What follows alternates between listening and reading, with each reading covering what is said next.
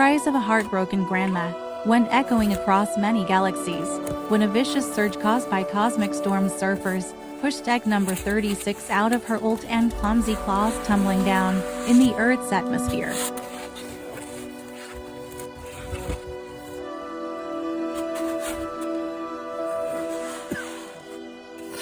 She wished that she had the speed of olden days, when she was able to catch the falling star amidst its flight and hurl it back in its original orbit, with swing of its mighty tail. She helplessly watched egg number 36 disappear through the dark mountains of velvety clouds.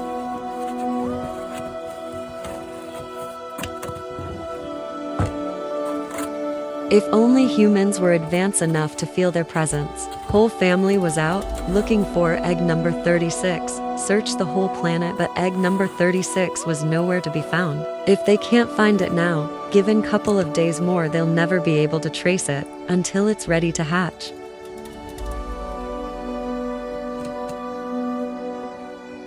How naive of humans to think that the phenomena they were witnessing was northern lights, was in fact nothing but outraged grandma, torching away stars after stars.